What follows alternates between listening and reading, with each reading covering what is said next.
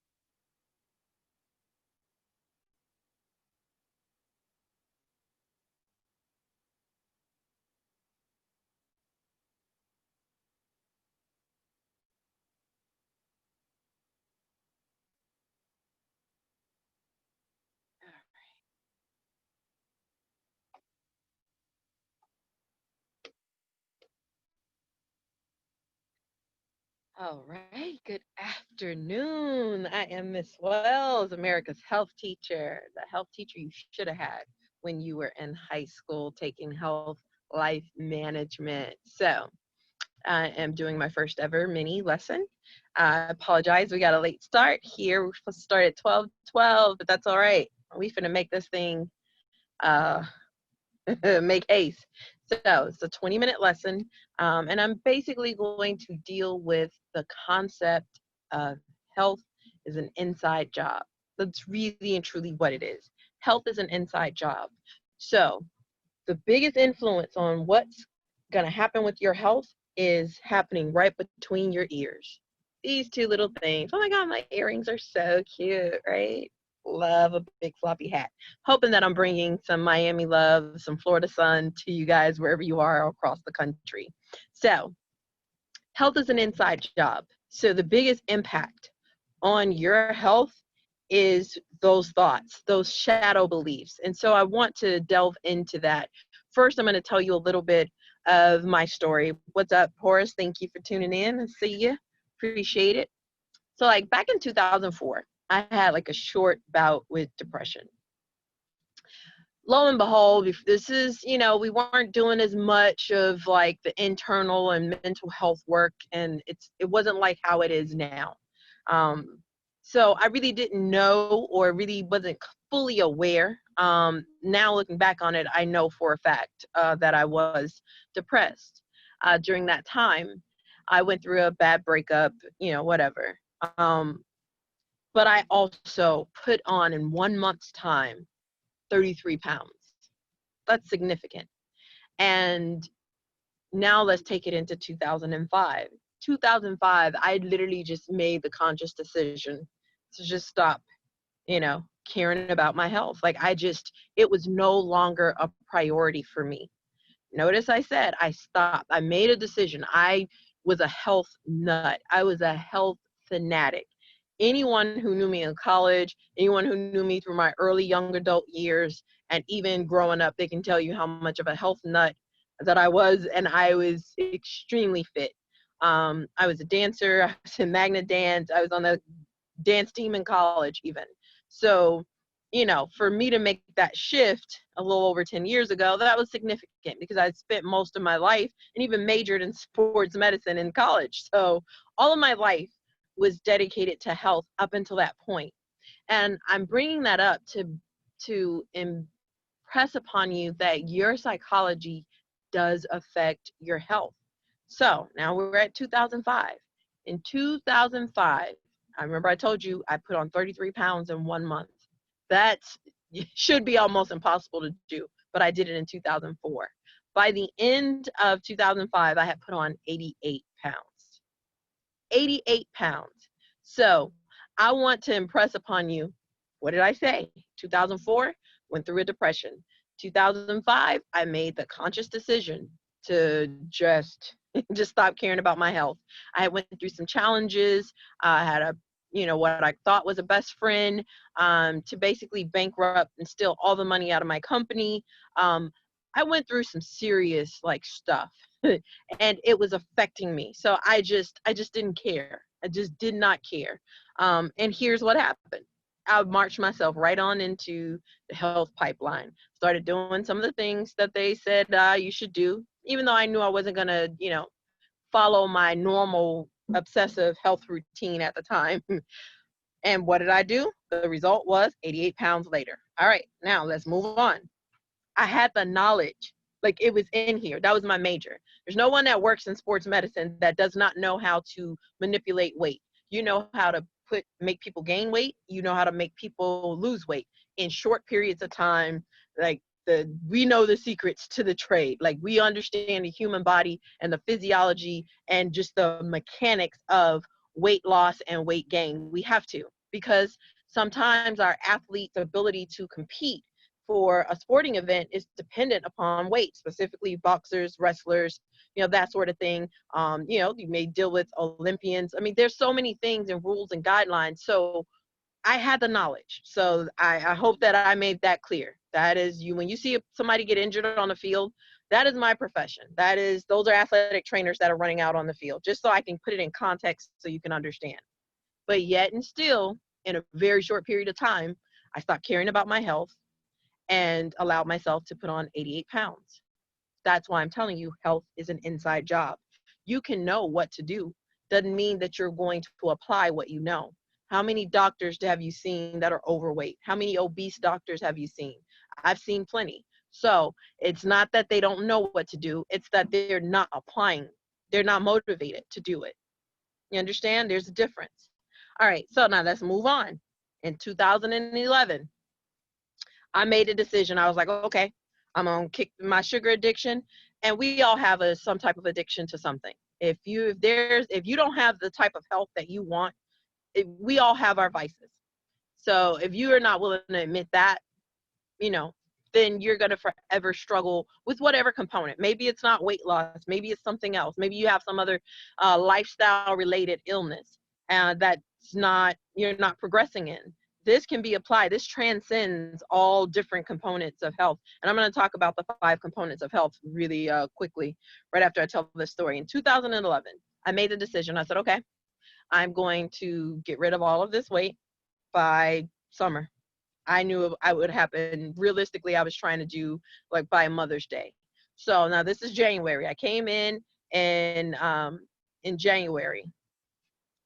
Now, January of 2011, I set the plan. So I dropped 70 pounds from January to April. All right. So I just want to make sure you understand what's happening here. I don't recommend that. That's not the best way. And I knew that. But I did it. And I did it as ethically and as healthy as possible. And this is not with any kind of pills, drugs, or any of this. This was just me employing everything that I know about weight loss that you can do and do in short periods of time, because sometimes you have to make athletes, make weight in a 1-day time period. Sometimes you have hours. So, 70 pounds was nothing for me, knowing all that I know, right? So here's where I am. I'm in April now of 2011. What comes in? Ding, ding, ding, peer pressure. So I had somebody who was very aware, who I thought was my friend, that was aware of what my health goals were. They knew what the decisions were that I made and the path that I was on. And guess what? They pressured and pressured for me to go out with them. And I went out, and it wasn't enough to just go out. And I had, certain limitations that I had for myself, which was one, alcoholic beverage, because a lot of people don't realize you can drink a lot of your calories. And I was not to have any of the food. That was clear. I was set. I already had my dinner. I also was doing intermittent fasting. So I knew where my cutoff was, and the time frame that we were going out was going to bleed into the time frame that was my non-feeding period. So, okay, they talked me into going out. Cool, I'll go. Now, because they want to eat and do all of this, now they're pressuring me. Now, I had said no like within the first hour. And this is why I said it's an inside job. So for me in that moment, I prioritized, excuse me. I don't know why people are calling me in the middle of, I'm so sorry, y'all. Trying to get rid of this message. All right. All right.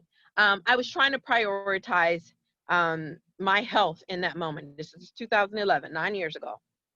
But I chose my friendship with this person that really and truly wasn't a friendship. Because if you know that your friend is on a certain path and they've accompanied you, they've gone out, you're having fun, but because you want to eat some junk and some stuff that's not good, and you're fine, like your weight is not an issue, you're then going to now keep badgering someone, you know, and basically like making them feel like crap for not wanting to go in and indulge with all of the, the bar food that was there. So after, it gets uncomfortable, and it becomes a thing after, when you keep being pressured to do something. And oftentimes what we do, we will give in to peer pressure just to appease the person. But the thing, what I did is that I betrayed myself. And what did that do? I knew what that meant for me, which was I was going to beat myself up, and I spiraled out of control. And by the end of that year, so I gave in. I had more drinks than I wanted to drink. And then I ate, oh my God, food that made me feel so horrible the next day, because I had been eating very, very clean. I was on the type of workout plan that, I was on when my peak state was my senior year of college, when I was on the dance team. I was an FIU Golden Dazzlers. Woo, go Dazzlers. All right. So, I mean, I was rigid. I was rigid and really, really in on that. So what happened?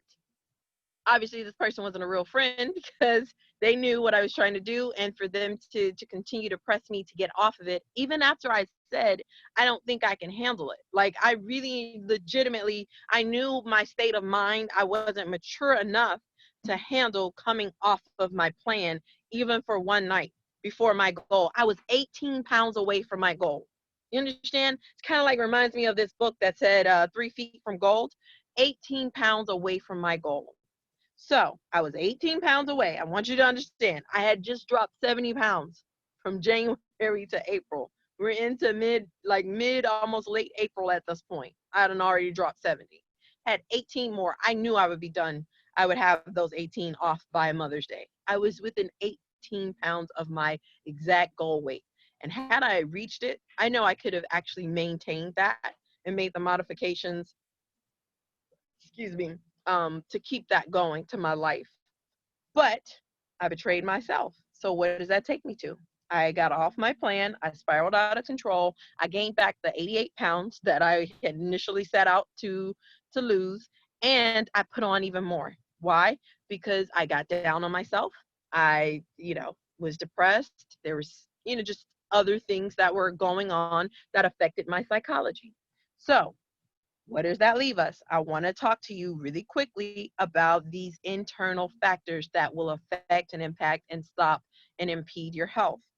Number one, assimilation. I just gave you an example of, we're trying to fit in, we're trying to blend in. You're at a work party, you're at a family function or a friend's function, and you're being pressured. And not to say that you can't have time I do that now, that you set aside and you, I guess, have your allowance of calories. I mean, we live life. Maybe your kids are going to have a party or something, and you can indulge in certain things.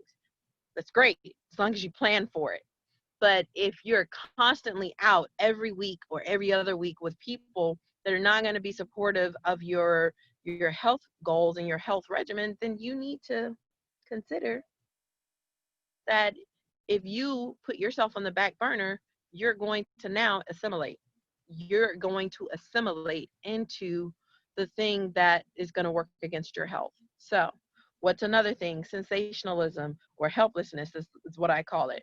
Oh, well, if I do this, well, everything gonna kill you. I have a cousin who does that. Like, you can try to give them real, true, legitimate, just, cutting edge things, just simple things, shifts that they can do to help improve their immune system, for instance, or something like that. You know, they sensationalize it. Well, everything gonna kill me. I can get, shot. I can get hit by a car. This, that, that. I gotta die of something. Yeah, but you ain't gotta suffer in the midst of that. There are modifications. You can control the way you're going to die. Why would you want to shorten your life? You're doing things that are gonna intentionally cut your life short. High stress, and stress at hours that you shouldn't have stress, which is during your sleeping hours. Also, when you there are environmental stressors, like there's toxins that we're exposed to. There's so many different things that actually can shorten our, what we call our telomeres, like our lifespan, unnecessarily. Smoking does that. So there's simple things like, but when you sensationalize something, you can't make a health change. You can't stick to something if you're going to sensationalize and take the helpless approach. That is an inside job that thwarts people in their health efforts and from making simple, small lifestyle changes that they could be making for themselves. Next is impatience.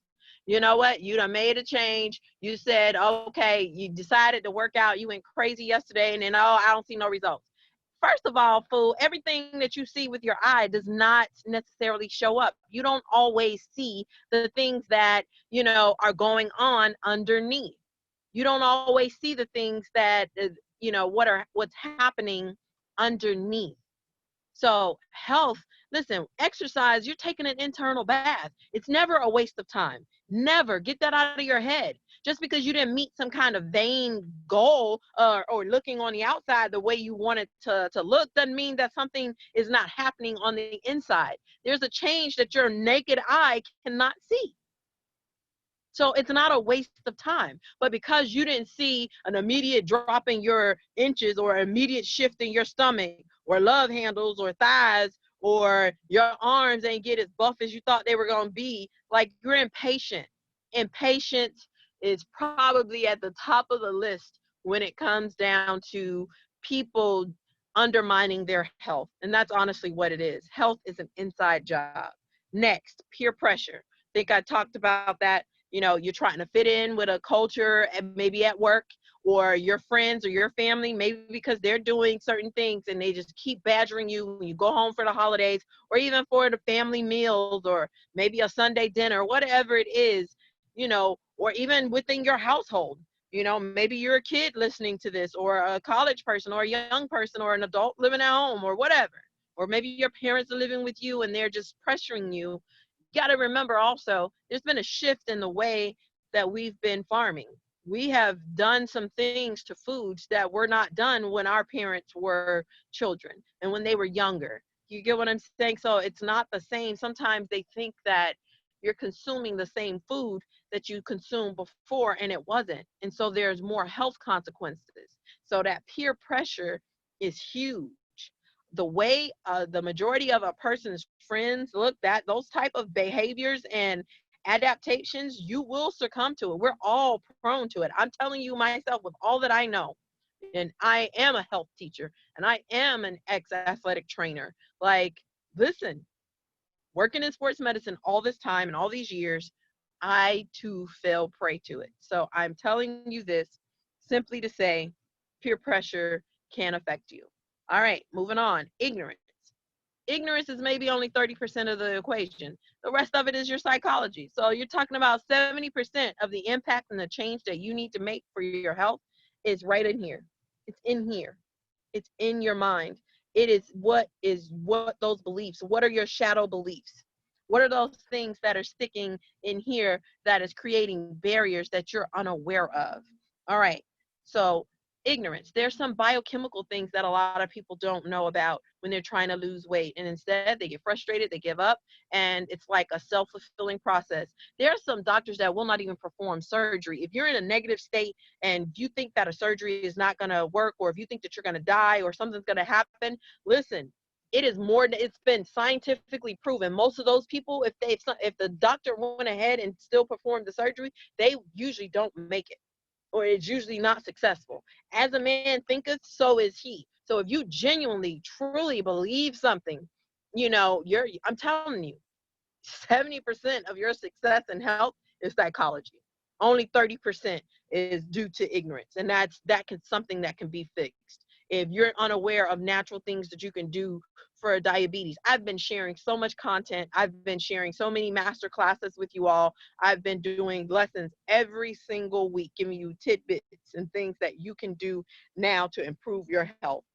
So ignorance is a very small part of that equation. So there are ways to know what you don't know. And if you've hit a certain plateau, if you're on a weight loss journey and you haven't gotten to where you need to go, and you just seems like what you were doing just stopped working, that's because then there's another shift. So if you need some help with that directly, listen, reach out to me. Like I said, this is conflict-free health information. Or go back and check out some of my old posts on brown fat and white fat and intermittent fasting. There's simple techniques. It could be a small shift that you make and you would start losing weight again. It is possible.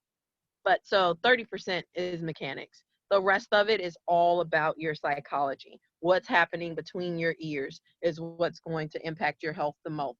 Next, addiction. A lot of people are addicted to things and they're in denial about it.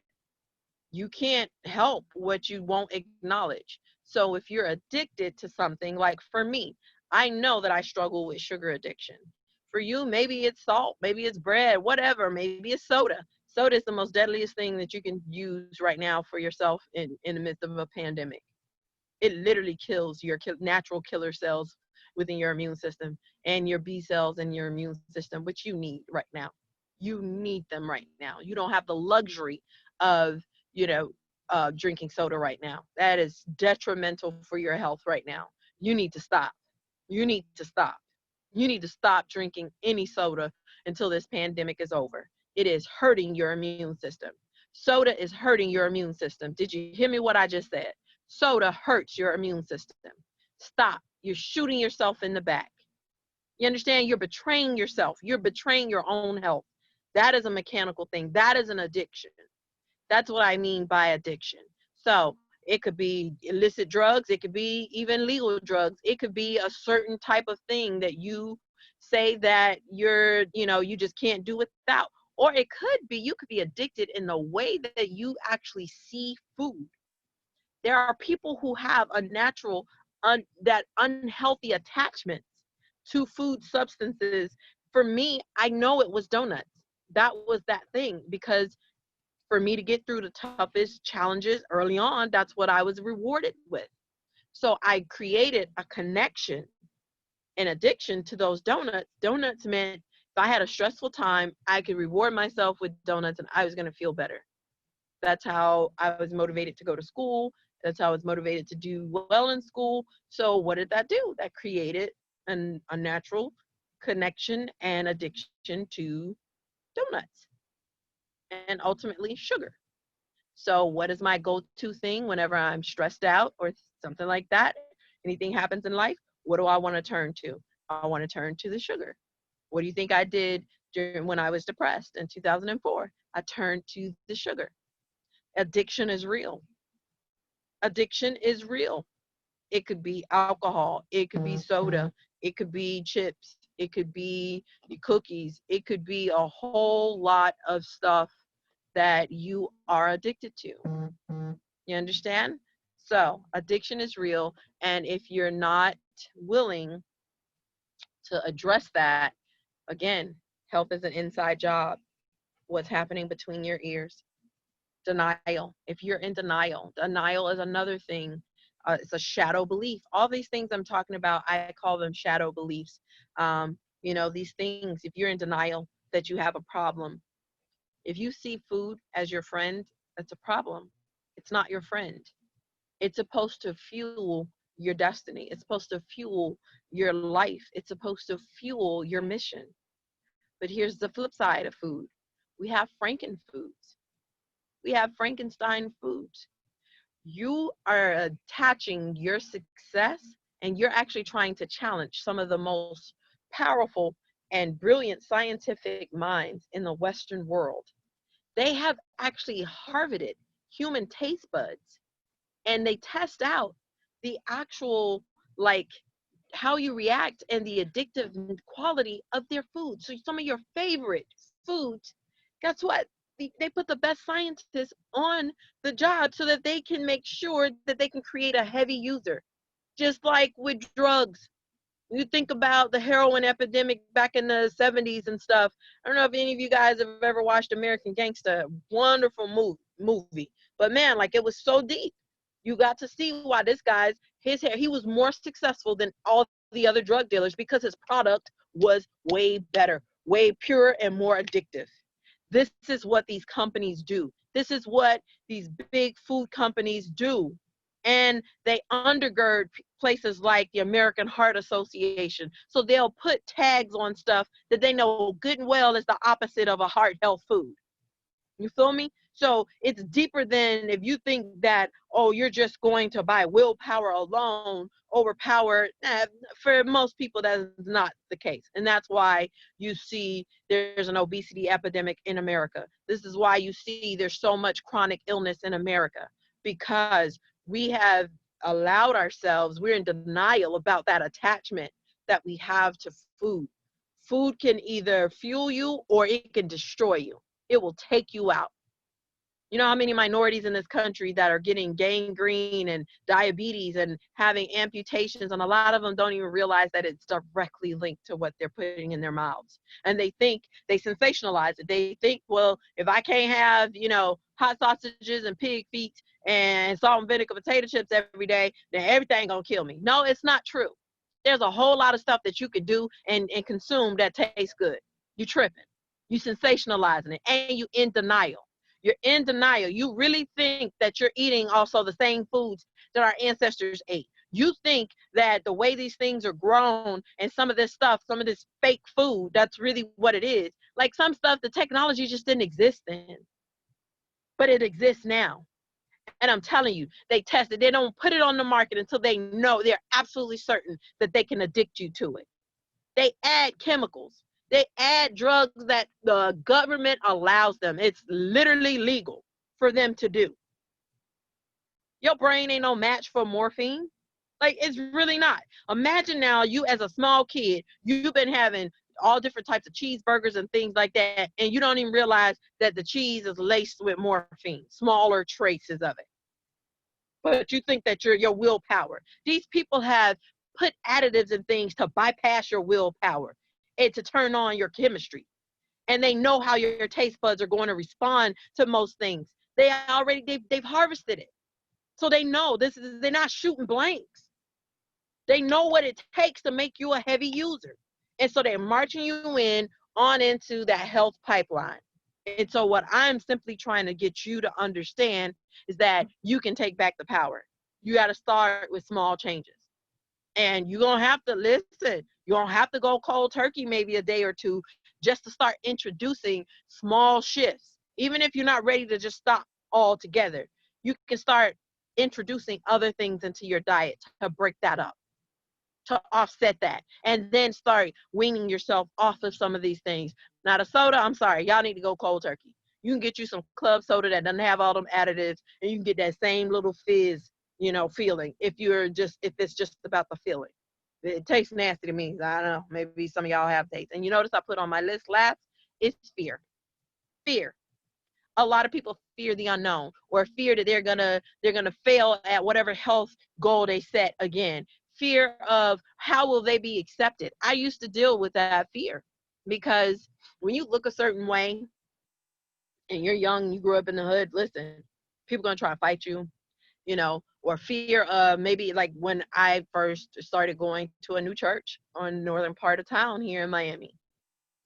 So I don't know how this, some women would be afraid for you to be around their husbands, people grabbing their boyfriend's arms, and you getting on the elevator, all these judgments and pressures, like when you're a beautiful woman, and that I know that I am. Sorry, that's offensive to you, but yeah, sorry, not sorry. I know I'm attractive. But there used to be a fear factor of, oh my gosh, I got to go out of my way to show them, like, listen, I ain't interested in a taken man for what? I get more than enough attention from single folks. Thanks, boo boo. Not worried about your husband, not worried about your boo. Thanks. Okay. All right. So, but that's a fear. That is a fear, something that can hold people back. And after you constantly are just hit on all the time by people in different environments that you shouldn't be hit on, professors, teachers, bosses, things like that. I mean, at a point you can get tired of that. And some people fear like having that level of attention. When you look a certain way, you will get a lot of attention when you're out in public. You ain't got to be dressed, like a hoochie mama or a skank or something. You can be dressed just regular or nice, and you get a lot of attention. That is a fearful thing for someone, especially if for someone maybe who struggled with their weight or self-esteem throughout their childhood. That could be a fear factor, or maybe in a work setting, or in a social group or a club or a civic association or something like that they're involved in. Maybe they're afraid, or even in their family, if you become the thin one, now all of that attention that you're going to get, or if you start to make those changes, the judgment that people are going to, oh, who you think you is, oh, who she thinks she is, well, who she is. Yeah, I am I really am. But it took me a while to get past that fear. It was so much easier for me to let myself gain weight, even within a dance group that I was in. Why? Because, when people just continue to make certain types of comments and stuff, it does affect your psychology, especially if you're around them a while. So it's easier sometimes to blend in, assimilate. Why? And what's back of that? Fear. Fear. Some people are afraid of, oh man, if you get too buff or you get too ripped, dudes gonna be, guys hate on other guys too. Real talk. Ah man, who you think you is? Oh, like it becomes like a competition. Trust me, I spend enough time with them. I worked with them.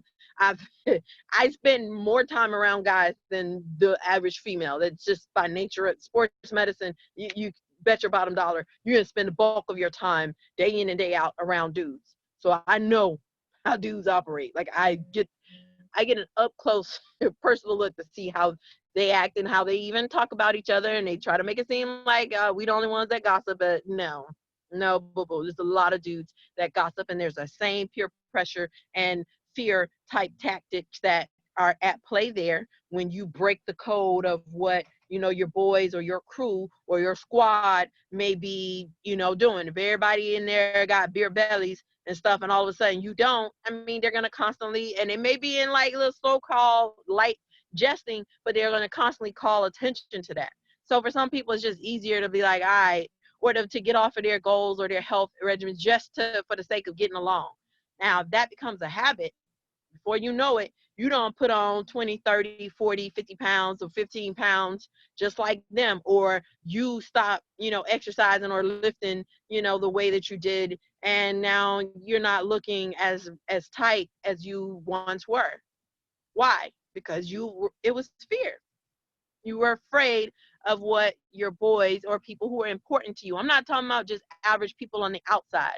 Usually fear is about those people who are right up close and personal to you, people who actually matter in your life to you.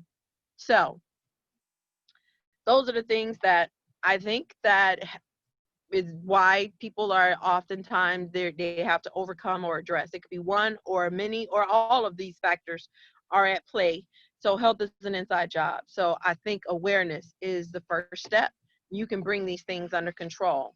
Next, I wanted to just simply remind you, like, health is fivefold. You have five components of health. You have spiritual health, environmental health,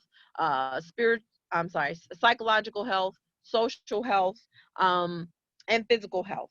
So Social health. What are you talking about, Ms. Wells, with social health? Emotional and recreational or civic things that promote endorphins releasing, the feel good hormones releasing. It does affect your immune system. It does affect your immune response. Things that make you laugh, things that are fun or pleasant for you. If giving and serving others is not something that makes you feel good, then I would not suggest setting a service goal as one of your social health goals, because if you're going to be stressed out and rolling your eyes and all of that, it's going to have the adverse effect. I'd rather you not do it, because it's not going to have the health benefits that we're seeking here. So you want to set goals. Social health matters, especially to you workaholics and you professional types. This is not meaningless. This is going to affect your physical health. So social health does matter, and it is important, and it will actually boost your immune system. This has been scientifically proven. All right, next, psychological health. Now, we just spent the bulk of our time addressing the importance of that. When I started my health accountability groups, that is the first section that we actually paid attention to and started working on, which was psychological or mental health, if you will. These are the things that are going to be specific to target your stress levels. Cortisol is necessary. We need the stress hormone. We just don't need it running all the time, all day, every day. There are different hormones that we need to operate at different times. But if you have them, if we dial 911 in our blood, that's what, cortisol is basically doing all day, every day, 24 hours a day, it's going to cause problems. So your psychological and mental health is important. You want to manage your sleep. You want to sleep better, and that's a part of your psychological health. Why? Because when you sleep smarter, you're going to that's going to be the biggest control thing when it comes down to your emotions, your hormones, excuse me. Aromatherapy, massage, meditation is huge. If you go and check out my YouTube channel, which is Abundant Health Services on YouTube, I have a plethora. I have so many different types of meditations. Most of them are short. I even have longer ones. I have sleep meditations, weight loss meditations, positive meditations, success meditations, or money meditate. There's so many different types of meditations. There's scriptural type meditations. Like, there's so many meditations that are out there and available. There's these guys called the Honest Guys. They have so many great free meditations that you can try out on YouTube, and you can look them up, follow them. They have so many different ranges, from anywhere from 57 seconds to an hour, 3 hours. I've even seen an 8-hour meditation on there. I tend to sometimes like to let them play at night because of the ocean sounds and all of that. There is a physiological benefit when you manage your psychological health. That is a component of health. So you can do that with massage or touch therapy, meditation, aromatherapy, and sleep. I cannot emphasize the importance of sleep. Next, your physical health. That is specifically pertaining to like your nutrition and exercise goals, things that you physically and mechanically are going to do that affect your health. So, like things like yoga, stretching, walking 30 minutes daily, intermittent fasting, adjusting the things that you're putting into your body, increasing your glutathione levels, increasing your magnesium intake, increasing your vitamin D3 and B6, especially right now that we're in an epidemic. You need to be concerned about that and doing something actively to increase your intake, as well as vitamin C. And I keep telling y'all, oranges and that kind of stuff is not your best source of vitamin C. Broccoli is. Thank you. You're welcome. All right. Environmental health. These are things like if you live in a city, you need to be concerned about your environmental health. There is a certain level of exposure of toxins and chemicals that might not necessarily be exposed to in as large of quantities when you're in a rural or scarcely populated area. But most people are in, big cities who are watching me. So there's simple shifts, things that you need to be concerned about with your toxin exposures, and also sustainable efforts, things that you're doing even in your household, your water and the electricity that you're using, the type of toothpaste that you're using. These are all environmental factors and things that are in your home, or opening the windows, from time to time. Simple things that you can do, the type of paper towels that you're using, recycling and using a glass bottle versus the plastic bottles, and limiting your BPA exposure. Even something as simple as the receipts. You shouldn't be handling receipts very often. They've been linked to cancer, and also they can disrupt and cause leaky gut, because of the same thing that we're concerned about with plastic bottles and all of these other toxins that we can get when, the receipts have been proven. It's the similar effect. It's been proven. So those that's what I mean by environmental health, making sure you're mindful and taking the time. I will do another lesson specifically to deal with environmental health factors. Um, Aluminum, like some of you need to really truly shift your toothpaste. The fluoride, it's not necessary. It's just a way there. It's all about their profit. It's no health benefit to you. It's actually harming your health. You need to get fluoride free toothpaste, period. Tom's to make some. There's so many different like brands that are coming on the market. Or if you don't know what else, then you need to go ahead and just stick to some baking soda. But you need to stop putting that fluoride in your mouth. You don't need. You're poisoning yourself slowly. And then you also need to stop using, deodorant that has aluminum in it. Tom's is a company that also makes that. There's other companies that are out there, but you need to have aluminum free, deodorant, and fluoride free toothpaste. These are environmental toxins that you're bringing into your body that are not necessary, and they are harming your health, and they are harming your immune system. So stop it, stop it now. All right, moving on. Spiritual health. Now, this is managing and feeding your soul, your spirit, with things like prayer, meditation, or reading the Bible, and or spiritual other, additional spiritual books. But it has to be intentional. You got to attend to your spiritual health. It matters.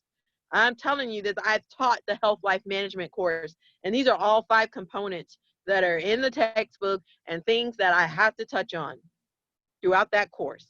So I'm bringing that to you, way over my time. But as I close up, those of you who are concerned about COVID-19, here are some simple things that you can start to incorporate to help boost your immunity and decrease your chances or of the exposure to it and getting sick from it. You need to have wild caught salmon every week at this point. And if you can have it every other day, now's that time.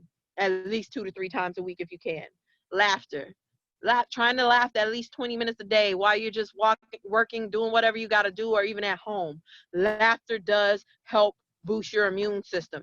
Not only are you going to get those feel-good hormones, endorphins that I talked about earlier, but this directly improves your immune response. Laughter is a real thing. They even have laugh yoga. There's what we call laughter therapy. It is a real thing, and it is scientifically been proven. There is something that happens on a biochemical level when we laugh. Yes? So it will increase your immunity. It will. This is something that you can use to help fortify your immune system against COVID-19. Walk. Y'all know how I feel about walking. Last week I did a whole episode specifically on walk education, telling y'all at least 20 minutes a day. This will help increase your natural killer cells and your B cells specifically. Elderberries is another thing that scientists are now even playing around with trying to figure out if they can extract the properties within it for a vaccine. But they do know that elderberries does increase your immune system. It boosts your immunity, as well as it has some properties similar to salmon that as far as fighting off in COVID-19. And sun exposure, because it goes back to the vitamin D3 that I was telling you that you need. You get it specifically from the sun. I would highly suggest grounding, getting a 2-for-1 special with that. Stand out on your backyard or your back porch while the sun is out. You can do it for like 2 minutes. Grounding will help boost your immune system, and it helps increase your metabolism too. But we want to specifically increase that D3. All right. Um, Walking, it's going to increase your natural killer cells specifically. I'm telling you, you need to walk. You need to be taking a heart bath every day. Not only will it increase your natural killer cells, but it also helps to eliminate toxins. It also helps. So basically, for us to stay alive, we have to, just like a car has to burn, like it has the exhaust, free radicals is kind of like an exhaust within our bodies that we burn to do the activities that we do, to breathe, to live, and all the stuff that we're doing.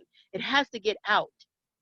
And when you're not walking, you're allowing that stuff to build up and to stay. And when you're not, eating foods like elderberries specifically and increasing your magnesium, it helps your body, or your omega-3 fatty acids, it helps your body rid your system of that exhaust. It's kind of like, for those of you who are unwilling to walk or do any form of cardio or make any nutritional changes, it's kind of like turning on your car engine and sitting in the car and you close the doors and the garage and you got the windows up and everything. Eventually you're going to die because of the exhaust from the car. That's what happens in our bodies when we refuse to move.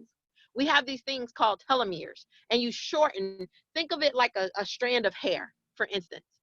And when you refuse to not walk, you shorten it. When you don't manage stress, you just go snip, snip, snip, snip. Walking can actually help put it back. You understand? Like, you can lengthen your telomeres. You can increase your lifespan even by 2 years from just simply walking daily. Just saying. Sleep. You can sleep yourself thinner. You really can, and sleep yourself into better health. I mean, you need to get better sleep. And specifically, I keep telling y'all, them cytokines is the bomb. You get them cytokines can get to work while you sleep. Your body will produce more. You need them killer cells. Stop killing them with the soda. When you drinking them sodas, you taking your boys out. And they around here trying to go tag these fools that's been trying to invade your body. Listen, your B cells will tag the anything that kind of got past them. And so your killer cells can go and snuff them fools out. And you sitting up here shooting your own killer cells. Why would you do that? You need to take your behind to sleep and make sure you sleep better. You need to go ahead and make sure that you're getting you some omega-3 fatty acids naturally from food sources. You need to increase your magnesium take. You need to be having you some spinach, some broccoli. Who cares? Yes, we know. Donuts do taste better than spinach to me. But guess what? I'm aware of that. But I ain't finna sit up here and just keep going. I know I can't live off of donuts alone. I understand, and put them in their place. It's not going to boss me. You're a health boss. You got to. Health is an inside job. You got to understand that. It's an inside job. You the boss. It's time for you to boss up. You need to be your own health boss. It's nobody else's business but yours. You can do this. You can win in your health. Please, please stop leaving us early. Please, we need you.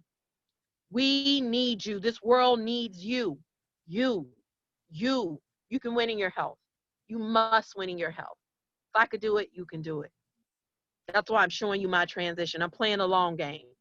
I committed to 25 pounds a year to release it and keep it off. And I have been doing just that. That's why I'm showing you. I'm doing it slowly so that I can live my life and go out and enjoy time with friends and family. I don't have to eat clean every day, all day. I can have a slice of pizza here or there if I want to. I can have a donut here or there if I want to, because I'm doing at least 70% right. And some days I'm doing 80, some days I hit 100% right. But no longer am I succumbing to all of those things. I've made that shift here. I've already seen it in my mind. I'm healthy here. And that's what I want you to understand. It's an inside job.